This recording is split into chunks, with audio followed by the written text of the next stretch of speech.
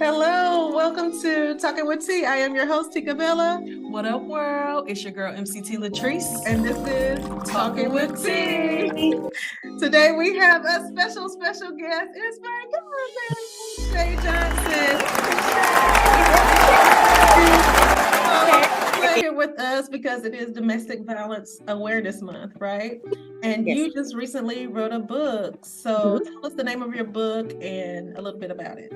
Yeah, so I am one of the 7 co-authors of My Walk Past Hell, and this book is actually featuring all domestic violence survivors from whatever stage of their life that they went through it. And the book for me was, I think, very scary because I've never talked about my experience. I've always kind of shunned away from it for my own personal reasons. But when it was presented to me, I felt it was the right time because my story is a little unique. Not only was I a survivor of domestic violence, but I also was charged as a domestic violence offender. So my story is unique, but nevertheless, I survived. And so I wanted to share my story. Congratulations. I'm glad you survived. And I'm so happy that we're able to talk to you because some people didn't make it out.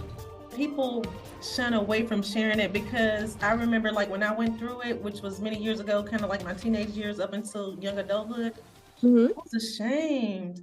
I remember going to work and having like scratches and stuff on my neck and back from fighting the night before. I would have black eyes sometimes, And I remember one time one guy said something in regards to the scratches, like he kind of making it like it was something that it wasn't, And I just wanted to really crawl in a hole and not even, have to deal. So I know how it is to not be so open to share. I commend you for being so brave to share your story. I know. And you tell your story, you're setting the devil free. You're loosening him because he can't hold you to that anymore. The embarrassment and shame and hurt and guilt and all that stuff against you. But when you're using it to help somebody, shoot, God gets the glory. Absolutely. And I've been, since this book it hasn't been released yet. It releases next month. But like with the pre-sales and the promotion and the marketing, my offender, he's like, oh, I can't wait to hear, I want to make sure you're telling the truth. I don't want to have to sue you. So it's like all of these things that are like, okay, you were prepared for this. It doesn't really sink in until now. And I'm like, did I really want to share this story? But I'm glad that I did. We're glad you did too. So is that how you became an advocate? Such an advocate for domestic violence because you went through it yourself? Absolutely. I think it was more so because I went through it myself. And at that time I was, fearful. I didn't know who to tell. I couldn't tell my parents because they would have went crazy. I didn't really have a lot of girlfriends because it was during college. So I was still learning my way. And then I had a child by this person. So it was like, how is that possible? You all have a child together. Like, what? So he was the all-American good guy. No one would ever believe me if I told them. So I kind of just kept it to myself. And then as I grew older and had children, I have daughters now. So I'm like, I never want my daughters to have to go through that and feel like that was what love is. So I'm like, let me share my voice, share my story so that they know that you don't have to accept that as love because it's not love. You ended up getting charged as one of the persons. Do you mind sharing how that story went? Yeah, so he was, like I said, he was my high school sweetheart. We started dating my senior year of high school. He was in college, and I think I had my son my sophomore year of college. And so the incident was he had been hitting on me, like just the verbal abuse, all of that had been going on for a while. And so this one particular night, I was just like, okay, Shay, today is your day. If you don't do something, you're going to die. And so in my head, I had already said, it's going to be me or it's going to be him. And so he physically doing the things that he always do. He started out with a shove. Then when I tried to resist, he yanked me and then he choked me. And so instantly I'm like, this is it. So I ended up stabbing him. And so what happened was, because again, in my head, I'm thinking, he's still the father of my child. I don't want him to die. I took him to the hospital. And when I took him to the hospital, they asked what happened. And he told them that I assaulted him. There on the premises that they arrested me, my eye was black. My lip was bruised, but they arrested me and they charged me with assault with a deadly weapon. So I have that charge and I've had it for about 17 years. even though there were records saying that, you know, he had been physically abusive to me. I had a 50B. At that point, it didn't matter because I was the offender. What are some of the signs that you felt led up to that, if you had to look back and say, you know what, I saw that coming, or I should have saw that coming? I think the main thing was the verbal. You know, a lot of people don't talk about verbal abuse, but I think that's one of the first signs that you see. He will always say things like, oh, you think you're pretty. Oh, nobody's going to want you. Oh, you think you're better than me. If I dump you, you have a baby together, who's going to want you now? All of those little things that, you know, people like brush off like, oh, whatever, he's just talking. Or the little small pats or slaps on the face or shoves where you're like, oh, it's a love tap. Those are all red flags. You shouldn't ignore those because it leads to the beating, it leads to the choking, it leads to the physical aggression. So yeah, anything like that you're like, your gut is telling you something's not right, you should definitely take heed. I agree. When you were saying something about you got him care after you stabbed him, you know, it was I can relate to that as well, because I too had an incident where I was being choked and I thought I was going to die too. And my grandmother had bought me this porcelain duck set, and I ended up being able to reach the duck and, this is crazy, but cracked it over his head, and it was like blood just gushing down all over me because he was over me. You know, I was on the floor. And immediately I was like, oh my God, like in protection mode for him and what I had done to him, I immediately called the ambulance, you know. And luckily though, he said he fell, you know, he didn't want me to get charged or anything with it. But I can understand what you're saying in regards to still wanting to help and care for them, even though they're the one hurting and abusing you. Where do you think that comes from? I think that's just a womanly instinct. We're nurturers, right? And so we're naturally built to protect and nurture. And so for me, it was more so like, he's the father of my child. My child is here. I want him to grow up with his dad. So if that means me taking myself out of the picture, let me at least make sure that he's okay. And that's really all it was. With all that happening to you, what does domestic violence awareness mean to you? I mean, I think for me personally, it's very personal for me because, like I said, I've been on both sides of the spectrum. I've been in a situation where I have been physically assaulted and demeaned and all of that. But I also have been on the criminal justice side where I know what it feels like to be wrongfully accused, because I was. And so I always tell people, when it comes to domestic violence awareness, know your signs, know your resources, ask for help. Because if you don't, you can get yourself in a situation like me, trying to protect myself on my own. I had to fight and go extra hard for me because I have this stigma on my record when that really wasn't the case. And so it's very important for people to know that there are people here to help you. You just have to ask for the help. What did that experience teach you about yourself? I think it taught me that I'm stronger than I knew I was, because after that, you know, I was really, really hard on myself. I didn't really want to deal with people. I shut myself away from people. I was just like, I felt really, really bad for me because I'm like, I failed me because I've allowed myself to be in the situation.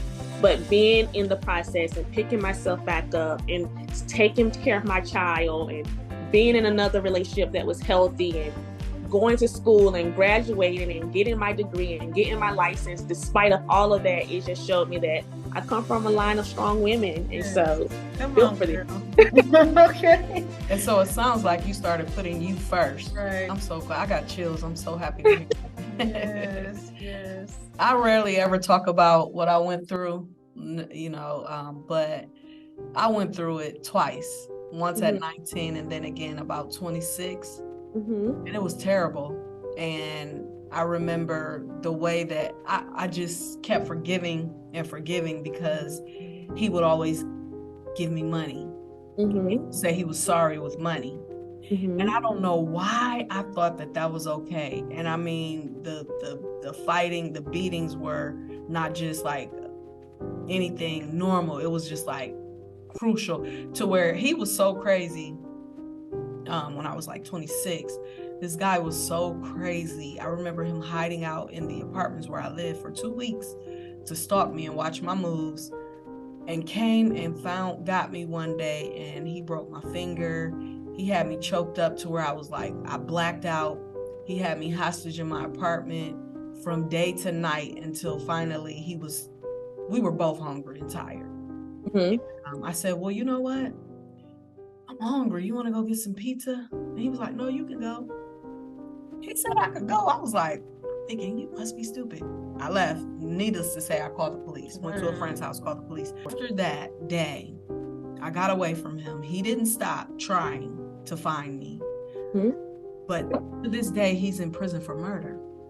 He killed his child's mother. Oh my God. The child was 8 years old at the time. And so when I think about and I hear these stories, I'm so grateful to be alive, because with what happened and what he did to me, I could have been one of those people. And so we could have all been one of those people, because one wrong move and we wouldn't be sitting here. So it's such a blessing to advocate for people who have been through it. And even for me to get that out right now, I've never talked about this really with anyone outside of my close circles. I'm so proud of you for sharing that. Yes, yeah, kudos to you for setting yourself free.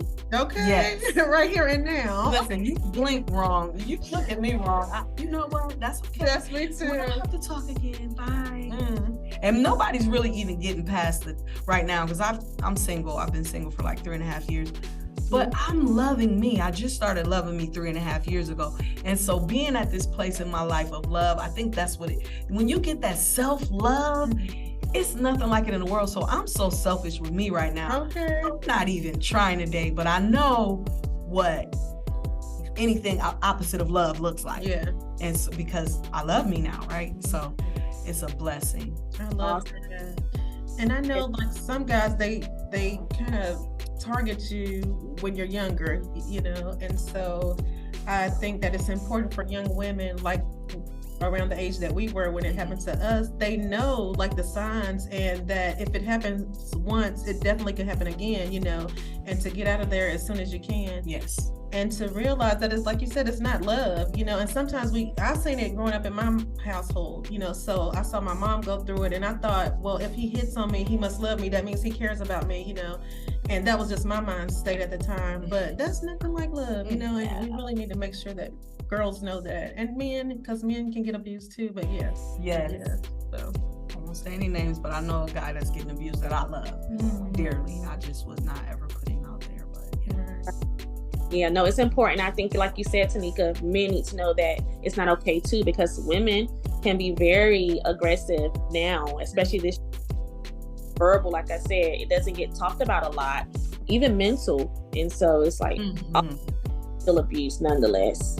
Abuse is abuse, and we're not standing for it. We're getting out of there. You know, I read up on it and I saw that it's important to have a plan. What do you think the plan should look like in terms of getting away or even getting to a safe place? It depends, because every situation is different. You like, no, for me, my situation was I thought I had to fight or flee. And so for someone else, you know, it might be them actually planning, you know, getting the credit cards, getting the important documents, getting extra clothes, putting them in your car. So I think you will have to know your situation. But the main thing, like you said, is to have a plan, and also have an emergency contact. You know, you're embarrassed. You don't want people to know what's going on, but if it can cost your life, there needs to be someone that you can call so they know what's going on.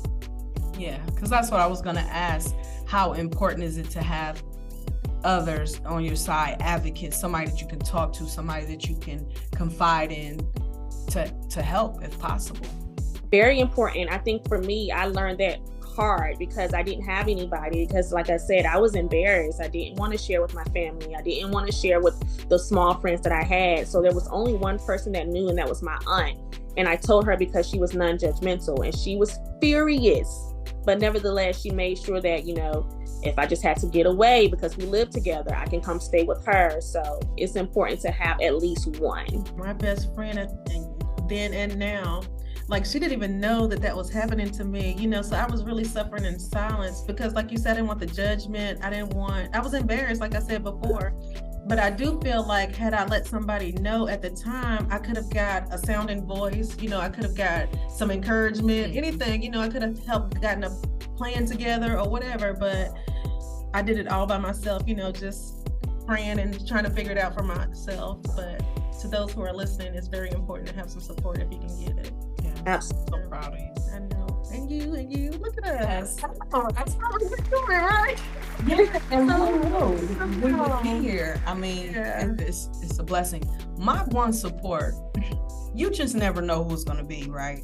My friend lived around the corner, and it was a guy friend. And he did like me at the time, but I just wasn't interested. I guess I liked the knuckleheads at the time. And he was a good guy. He was a bail bondsman. And it just so happened he lived a block away. Baby, when I tell you, when I got out of that house, I drove around to his house so fast to tell him what was going on. He had the whole police squad at the house. So, I mean, he called up every friend that he knew that they had the place surrounded. So it just so happened, and I was in the city alone, no family, hardly any friends, but that one friend that I had, he was a bail bondsman, and he knew everybody downtown. And he came through at that time that I needed him. So you just never know who it might be. So you always want to treat people the way you want to be treated, because although I didn't date him, I was still good to him, and he was the one that came through in the clutch. Yep, it's important. But what do you think would be some great advice for the abusers? Ooh. A lot of they're dealing with internal issues that they haven't healed from. And I learned that again, in my process. He saw his mom being abused by his dad. And so he was kind of conditioned, like you said. And then for me, coming from strong women, I was not okay with that. So I looked like I was being manly. And so he had to heal internally. And because I wasn't going to allow it, it was just aggression. So from whatever demons they're dealing with, because most of the time it's childhood trauma. Absolutely. Hurt people. That's right. Yeah. And so therapy is important. Okay. You can connect with somebody to help you through it. Yeah. And noticing when you feel that thing that makes you tick. Yeah. Because I mean, I was hit on because I didn't know what I wanted to eat that day.